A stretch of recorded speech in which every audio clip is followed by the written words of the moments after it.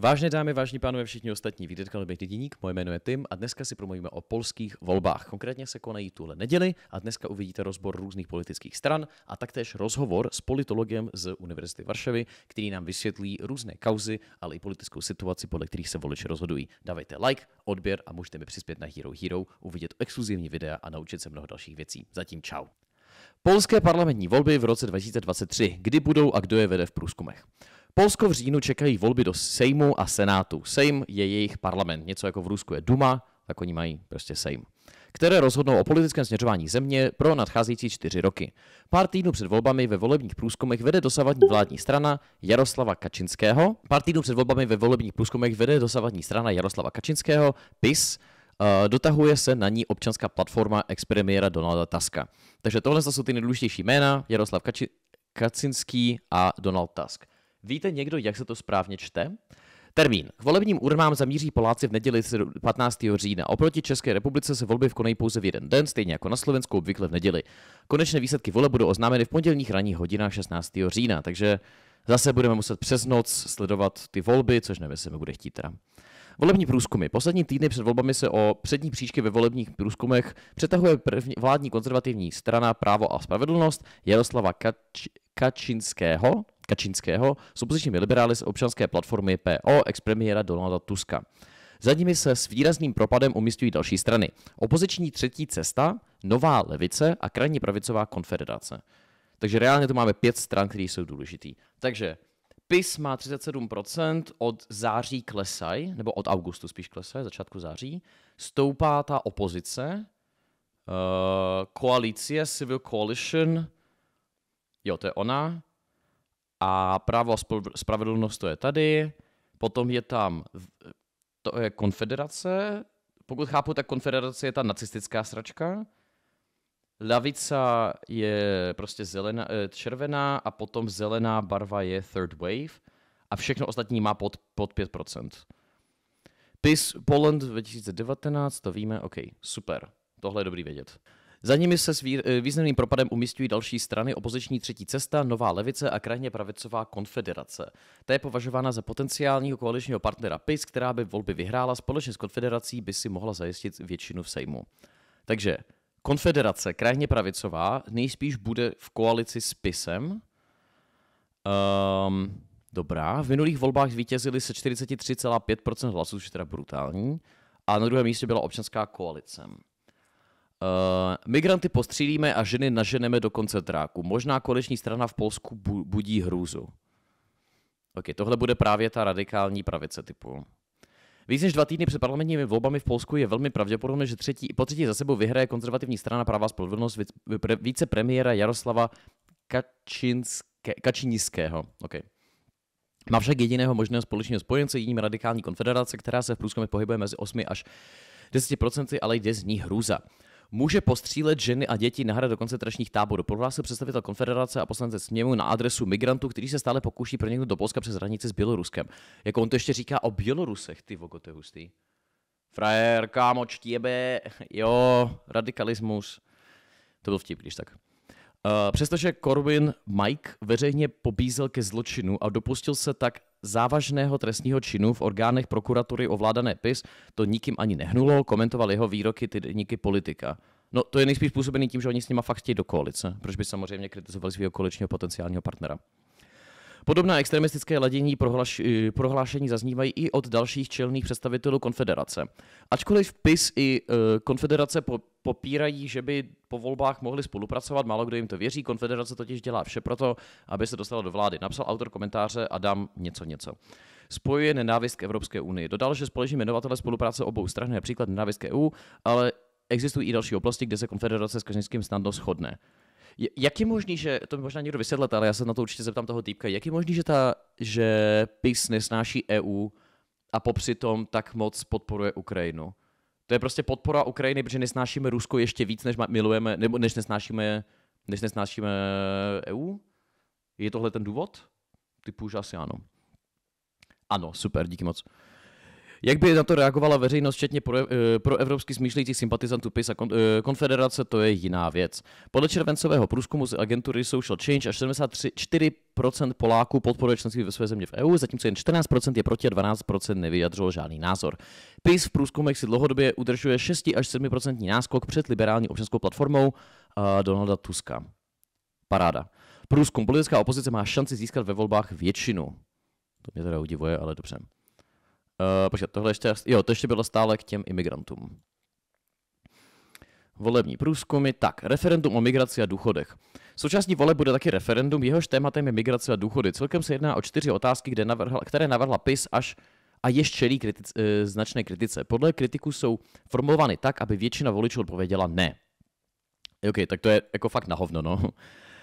Jste pro přijímání tisíců uprchlíků z Afriky a Blízkého východu na základě nařízení evropské byrokracie? Jako ta formulace by mohla být lepší, ale co už, asi v pohodě. Podporujete prodej státních aktiv zahraničním subjektům, což povede ke ztrátě kontroly Polek a Poláků nad strategickými sektory ekonomiky. Jo, to je prostě klasický zavádění otázek. Nebo navádějící otázka. Korwin Mike z konfederace ženy až po menopauzy by měli volit. To je frajer, kámo, čo ti jebe? To je hustý teda. Když se podíváš na mapu okresu, kdo vyhrál v minulých volbách bývalé hranice ruského... Počkej, tak to jsem to kouknul. 2019 Polish elections map. Vypadá to, že jo. Oranžový bude ta opozice, ne? A modrá bude PiSka, anebo se pletu? Existuje nějaký ekvivalent PIR stan PS v Polsku? Všechno dneska zjistíme. Jo, vidím. Díky moc za livestream, v pohodě, určitě rád kecám. Dělení Polska, to je fakt zajímavý. A pokud to chápu správně, tohle je Varšava, ne? Thanks for having the time. I wanted to talk to you about Polish elections and Polish political parties. To be frank, I know almost nothing about the whole situation. So if you could give me a general context and I could ask questions, that would be the best. Mm-hmm. Fine. So to start with, it's the second term of a party that is incumbent. The conservative nationalists, populists, call them the way you like. This is where a lot of discussion is about as well. But the Law and Justice Party had been in power for 8 years, and they really want to keep their seats for another term, but it's really touch and go. Some polls will tell you that they are going to keep it, or will be forced to form a coalition with the right-wing extremists. Mm-hmm. But others tell you that the opposition is able to win. Projections tell us that probably in the next parliament it will come down to 1 or 2 seats this way or the other. And this is a really tie situation.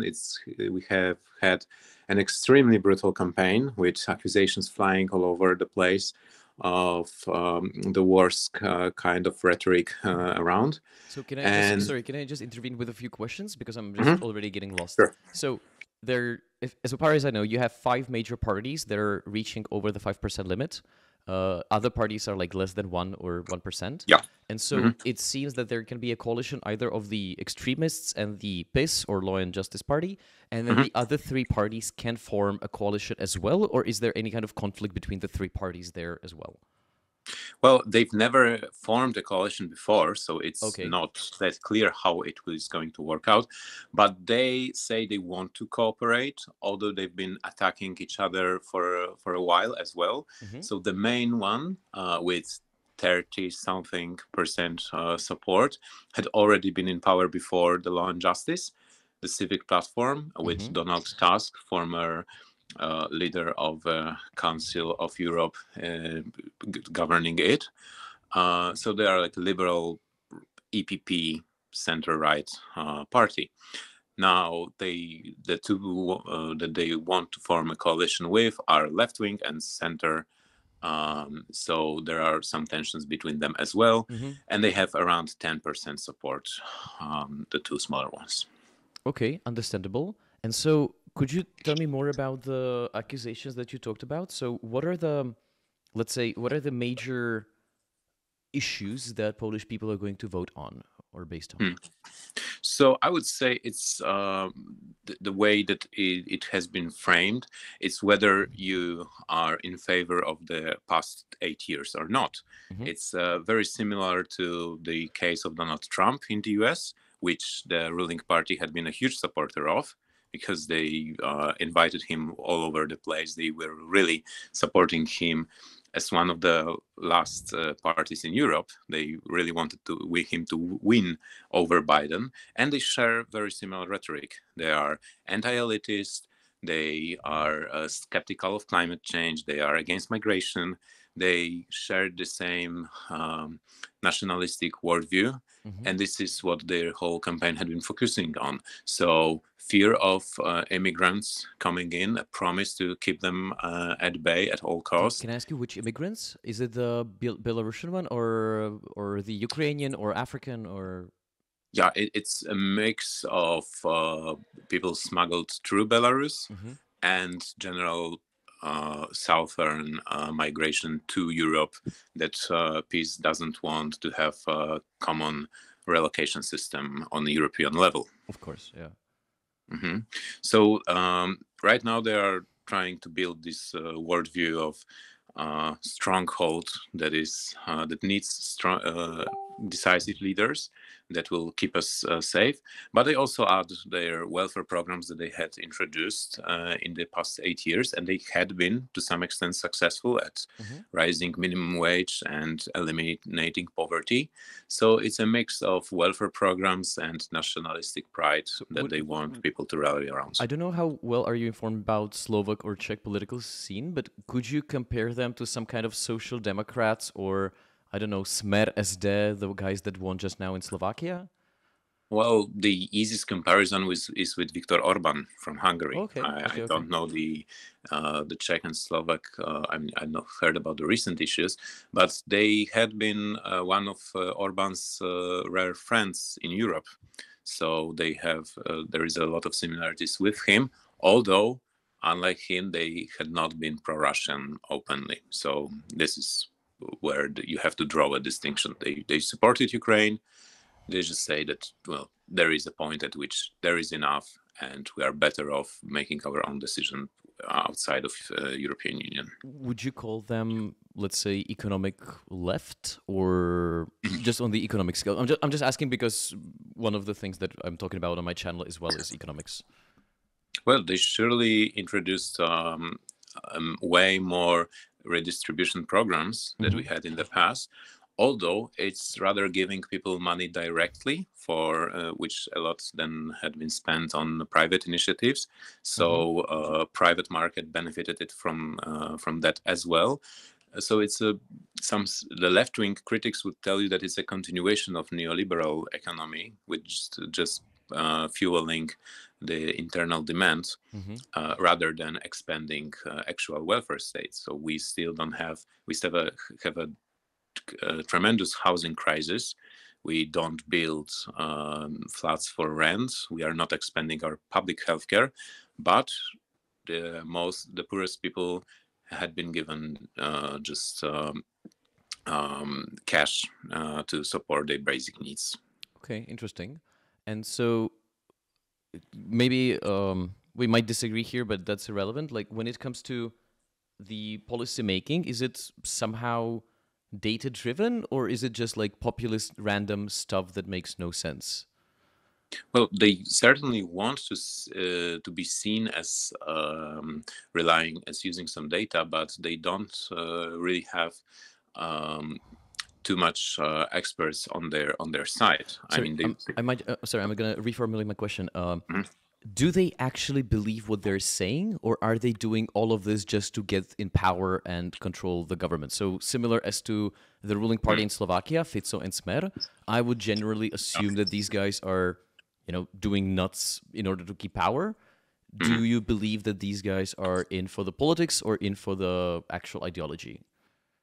Well, I would say that the party elite must be aware of what they are doing and that the rhetoric is completely different from the real politics. And the best example of that is migration. Because paradoxically, although they are making people afraid of foreigners and they want to be portrayed as those keeping migrants at bay, they actually allowed for the largest migration in Poland's history. So over 200,000 migrants from India or Pakistan were allowed to come in Poland. Some politicians even made good money on it, selling visas illegally. But they know that Poland needs migrants to keep the economy functioning. But what they say on public news and in the anti-migrant rhetoric is then, well, very cynical. Fair enough. What is their opinion of the European Union in general? I would assume that they're against. I don't know if they want to leave. Probably not, because they get funding. But how is it exactly now? So openly, they say that they are pro-European and they want reform. That's why they are in European Conservatives and Reformist fraction. But a lot of the rhetoric is very similar to what we have heard, not only Hungary or the United Kingdom, just before the Brexit vote. They very often portray the Brussels as a foreign body that is almost occupying us with bureaucrats that no one knows which rules and which interests are in place when decisions are being made. So a lot of commentaries say that it's very similar to this laying ground for leave campaign. Some of the commentaries in the government circles are openly for leaving the European Union. Some weeklies, some magazines say that it would be the poll exit is what they want, but it's not an official party line yet. Fair enough. What about the other parties there? So I don't know anything about Donald Tusk. Tusk, is it, or Tusk, or in Polish it's Tusk, yeah. Okay. Well, so he was a prime minister just before he took charge of the European Council. He was, and he really wants to return. He's the strong leader that the main opposition party really needed, and it really became stronger without him. And he had been a successful prime minister for 2 terms. So a lot of experience, and also this international area part is something that makes him the main candidate to become the prime minister. But he is also almost more than 60 years old, and the rivalry between him and Kaczyński is what had been driving Polish political scene for the last 20 years. So there is a lot of polarization between these two guys. And is the rivalry, the thing, is it personal basis, or is it more on the political spectrum? Oh, it's both. So there are a lot of ambitions. They accuse themselves of being the true successors of solidarity, those who knew how to lead the country, and there is a lot of personal feud as well. Kaczyński had been openly accusing him of collaborating with Russia and with Germany in some conspiracy theories about his the former president's death, which was a tragical crash of an airplane. Okay. So there is a lot of this personal element going on. And then you have around more than 60% of the vote is in one of these two camps.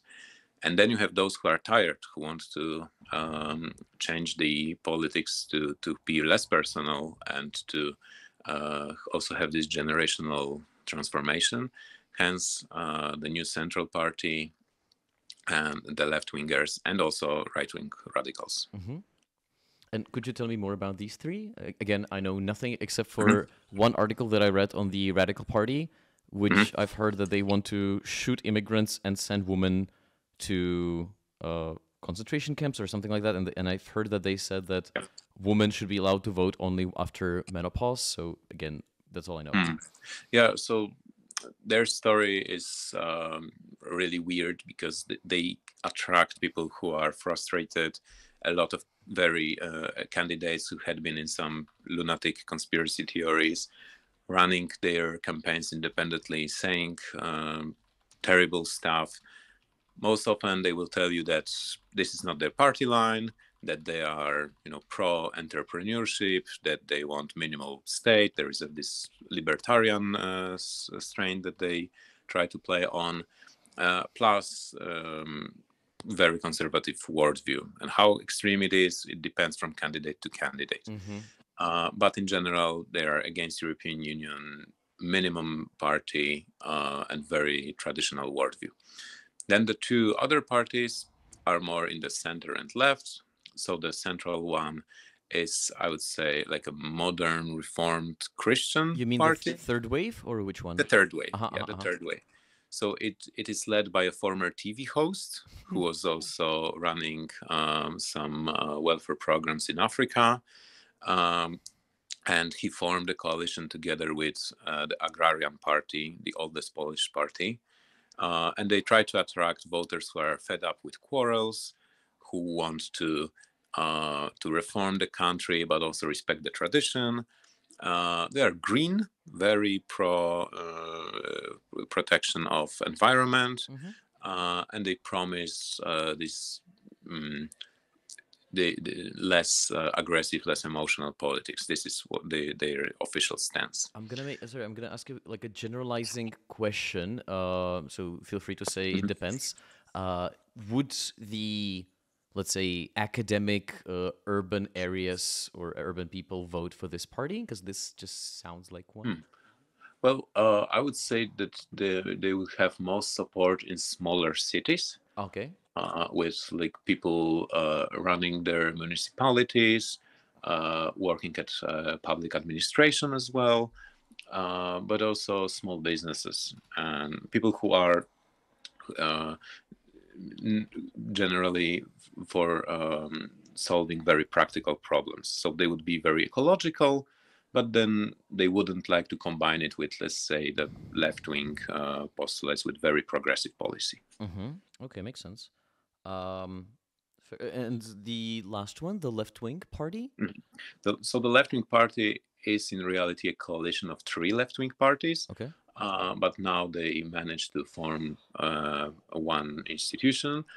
The oldest one is had been in power in the 90s, and this is a post-communist organization with very experienced politicians, very cynical, maybe not most attractive, but very solid, with some support.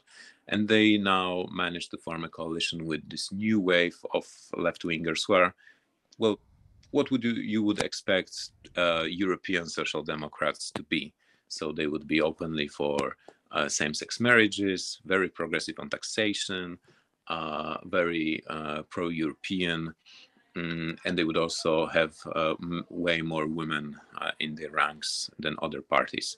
So they had been portraying themselves as an alternative new left organization, also in contrast to the old one, but now they form one bloc and they have like 10% support. Do you have any kind of comparison to the international scene? Like, how would you compare them to UK Labour?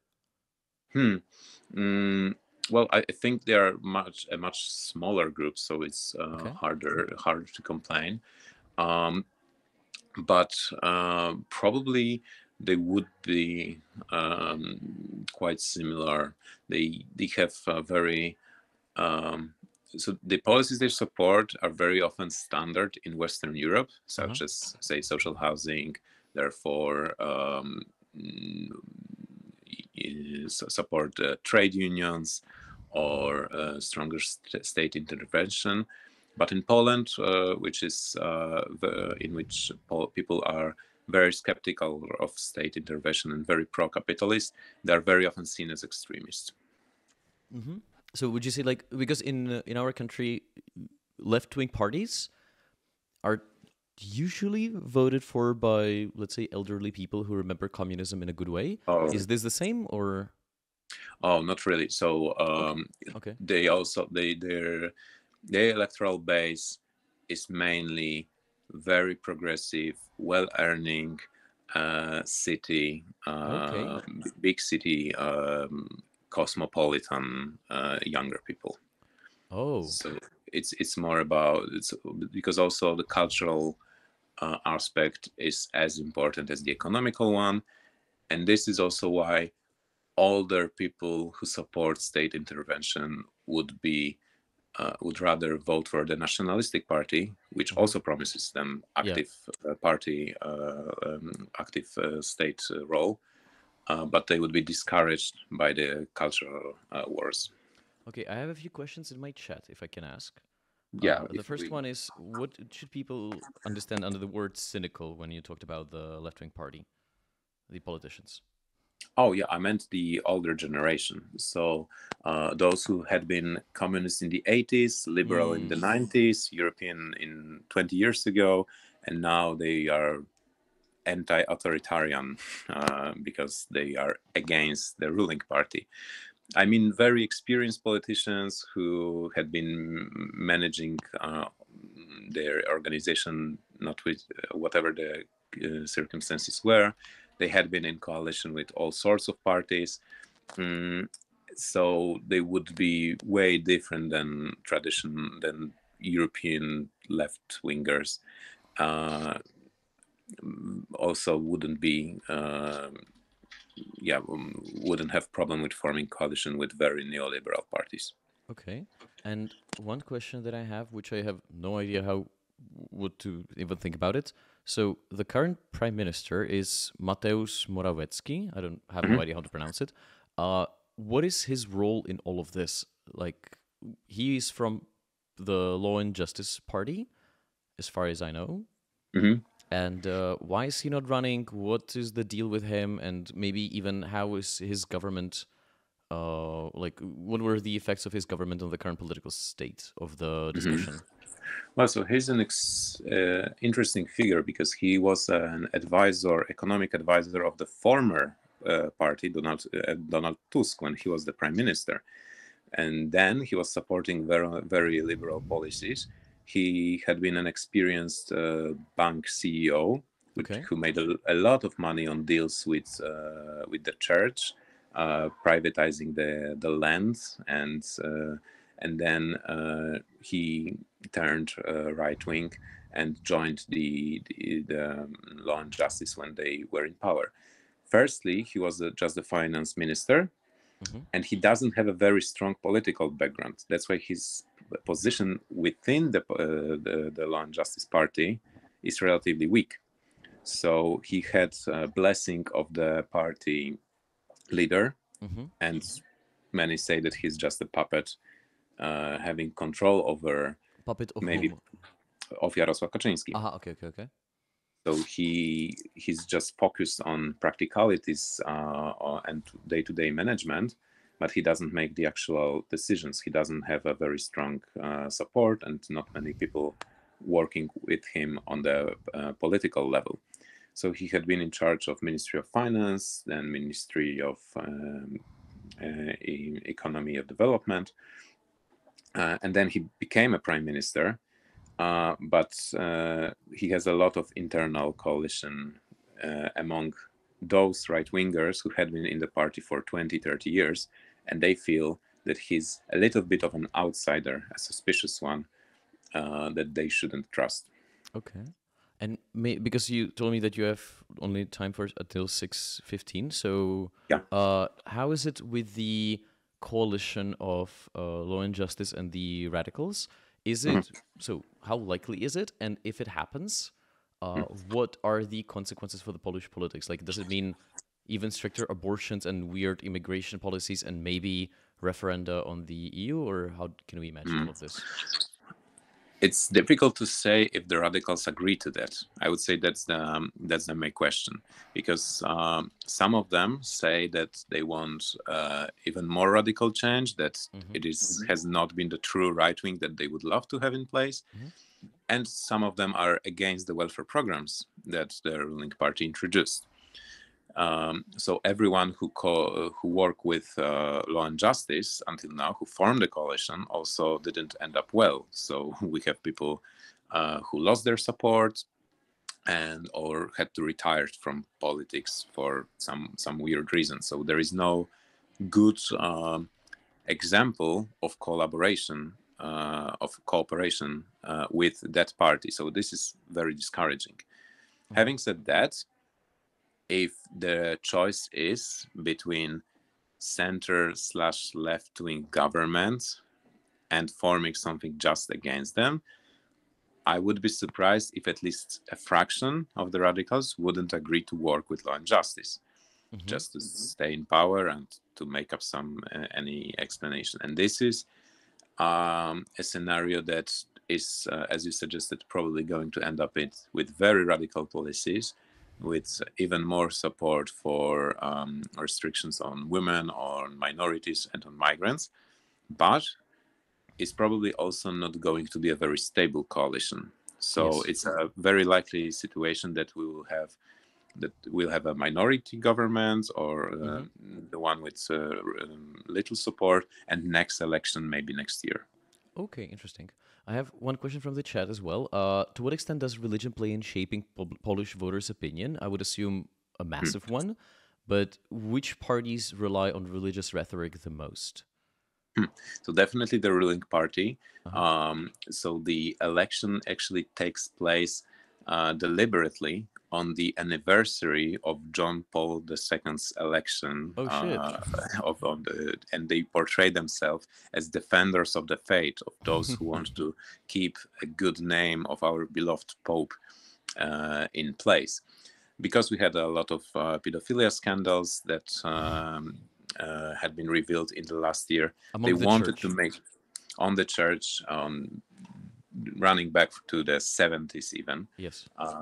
And to the period before John Paul was elected the Pope, when he was running his local as a bishop, there were some scandals that had not been yet addressed. So they deliberately portray themselves as his defenders. Other parties, depending on their line, would either be for some tighter differentiation between the state and the church, against religion in public schools, but most parties would say that it would be maybe about ending the privileges of the church.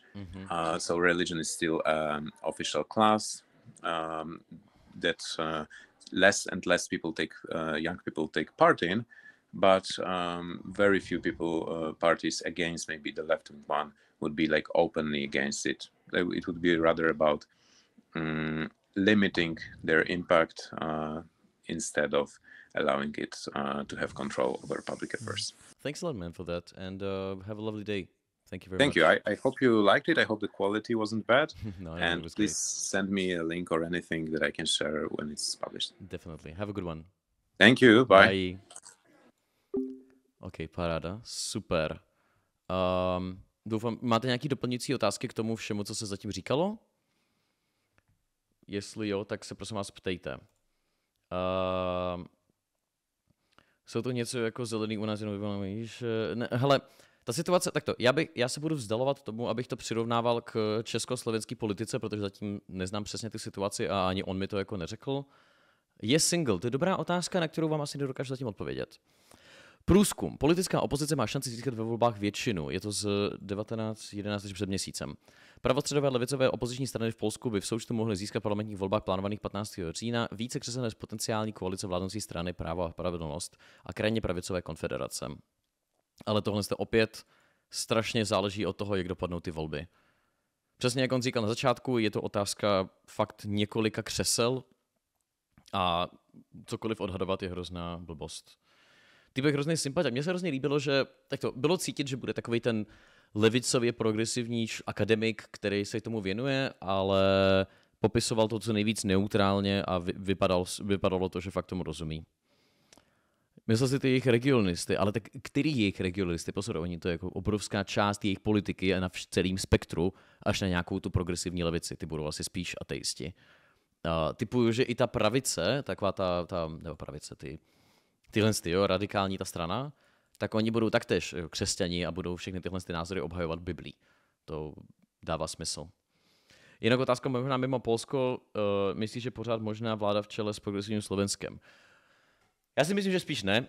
Hlavně jsem se o tom bavil se Slovákama, kteří jsou v politické straně, jakže v PSku, protože tam mám kamarády, a říkali, že oni s tím teda nepočítají. Vypadá to spíš, že prostě budou mít velmi silnou opozici, která bude díky bohu v tom parlamentu. Zároveň si užívejme to, že po těch volbách tu máme nejsilnější historicky liberální prostě pozici. Takže asi zatím takhle nějak, no, to vnímám já.